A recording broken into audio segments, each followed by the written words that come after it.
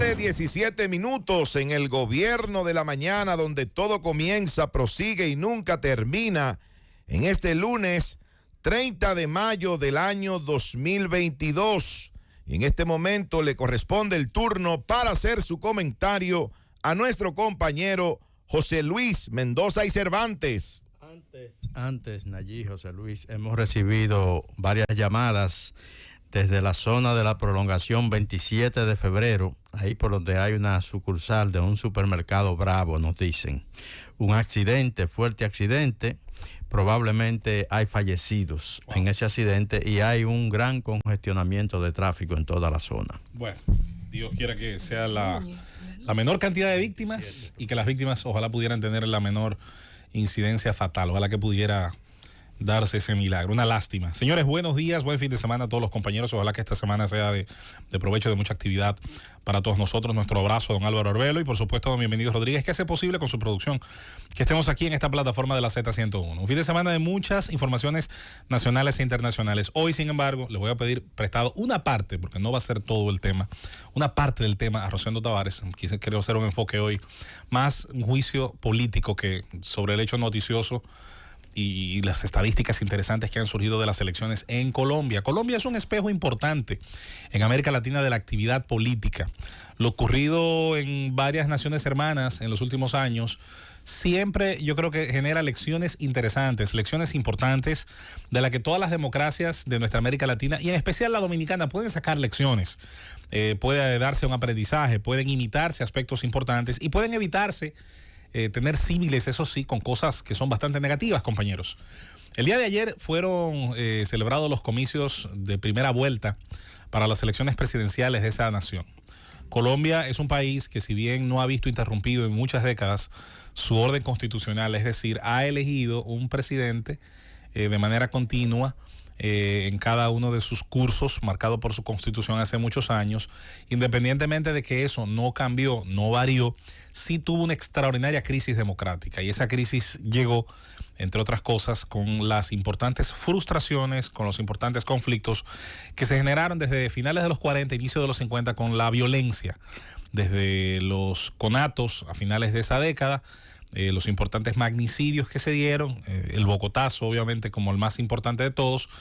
De ahí en lo adelante, pues hemos tenido una Colombia con graves problemáticas que han servido siempre de referencia en el continente.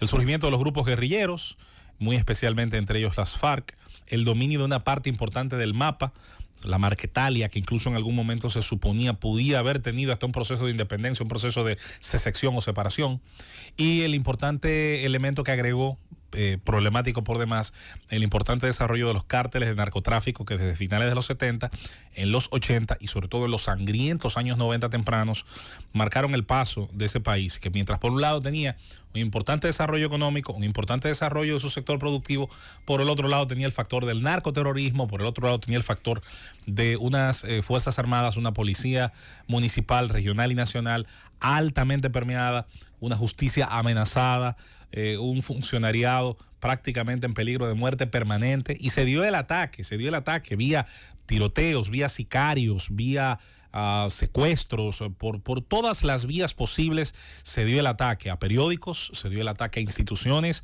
se dio el secuestro de embajadas, incluyendo la de la República Dominicana en 1980, así como otros hechos que ocurrieron y que lastraron una sociedad que bien pudo haber dado el salto hace mucho a un nivel de desarrollo más alto que el que hoy tiene. Tú sabes, José Luis, disculpa que te interrumpa, que a raíz de ese secuestro de la embajada, creo que fue el movimiento M19. Correctamente. Lo encabezó Navarro Wolf. Así mismo es. Tuve la oportunidad de conocerlo personalmente. Vino aquí a la República Dominicana y al vicepresidente de entonces de la República, con quien me honré trabajar durante 8 años, don Rafael Alburquerque, que aprovecho para enviarle un saludo a él y a su familia. Navarro le entregó una bandera del M19 a don Rafael Alburquerque allá en el despacho presidencial. Mira, lo recuerdo porque después de la demovilización en la década de los 80 del M19, se convirtió en un movimiento político. Él pasó ya a lo que fue la parte de la democratización en Colombia, y él fue alcalde de la comunidad de Los Pastos. Interesante. Navarro Wolf. Quiero arrancar desde ahí. Mira qué interesante. Me dejaste ahí el pie de amigo perfecto. Lo conocí personalmente. Quería enfocarme en el tema de dónde provienen, casualmente el día de ayer, los actores políticos que discutían ayer la elección.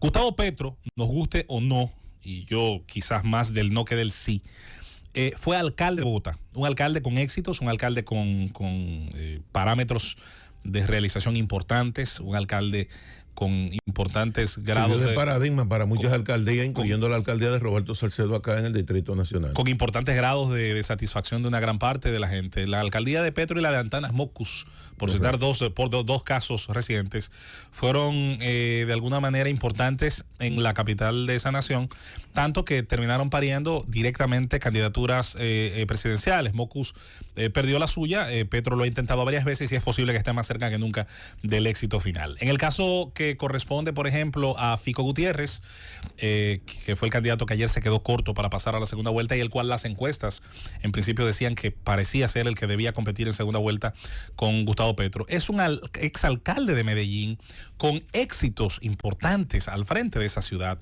incluyendo una discutida por sus opositores pero afirmada por sus seguidores éxito ante los niveles de delincuencia de Medellín, que siempre Gutiérrez basó su éxito y su marketing en el importante establecimiento de políticas que tuvieron efectos en la disminución de esas tasas delincuenciales de esa importante ciudad colombiana. Pero aquí viene el dato interesante. Usted tiene en Rodolfo Hernández, que es un político que personalmente no me gusta y del que voy a hablar un poquito adelante, otro extraordinario caso de un liderazgo surgido de una alcaldía, Bucaramanga. Pero si nos vamos también más abajo en el espectro político, Sergio Fajardo, que no sacó la cantidad de votos que algunos suponían iba a sacar y que en las primeras encuestas hace un año salía mejor posicionado que lo que terminó muy mal en comparación a cómo arrancó. ¿Quién es Fajardo? Un centrista con extraordinaria capacidad de gobierno municipal. Hemos dicho otras veces aquí, esto es repetido, esto no es nuevo. Se quedó en 4%. Muy bajito, realmente. Yo pensé, en un momento se hablaba de un 20, quizás eso era mucho, pero pensaba que iba a sacar más de un 10. Te lo admito, Rosendo. Realmente el Rodolfo Hernández absorbió muchos votos de mucha gente.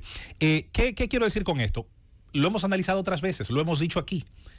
Las estrellas de la política de naciones hermanas, no tan lejanas a las nuestras, ¿de dónde salen? De los gobiernos municipales. La municipalidad es fuerte. La municipalidad tiene capacidades, maneja algo más que la simple recogida de basura, maneja políticas de ornato, maneja políticas de planificación, maneja políticas de lucha contra la delincuencia, maneja políticas de incentivos de reordenamiento y de incentivos a la ubicación de comercios en su demarcación, de poder desarrollar un tejido productivo. La alcaldía es el primer modelo de gobierno en cuanto a cercanía con el ciudadano. Yo aplaudí, lo dije en su momento y lo voy a repetir siempre, que una de las cosas que mejor pudieron haberse logrado de las elecciones anteriores en materia política del 2016 específicamente, fue cuando llegaron a las alcaldías de la República Dominicana, a dos de las principales, un político como David Collado y un político como Abel Martínez. Usted podrá gustarle o no cualquiera de los dos, o podrá apostar a favor o en contra de los proyectos de cada uno. Ahora, qué importante era que llegaran al frente de las alcaldías de las ciudades más grandes gente con ambición, porque el político es importante que tenga ambición. No confundamos ambición con avaricia. La ambición, el deseo de crecimiento y de éxito en una carrera política es importante porque es un combustible para la grandeza. El que se siente satisfecho llegando a cualquier puesto, para mí es un peligro para el erario, porque habiendo llegado a su techo, habiendo llegado donde creía, a donde cree que no va a pasar, ese es el político conformista, ese es el político que comienza a estudiar cuánto puede sacar de allí, porque no le importa dejar un legado, porque ya no le interesa crecer. El que quiere del primer curso llegar al segundo tiene que estudiar y pasar el examen. El que quiere ascender, el que quiere convertirse en algo más de lo que simplemente había. El segundo elemento importante, además del dominio de los alcaldes, del impacto, que no es de ahora, viene de antes. Mencionamos a Mockus, pero bien estaba por ahí el señor Zuluaga, bien estaban por ahí otros importantes políticos colombianos que salieron a su vez de alcaldías.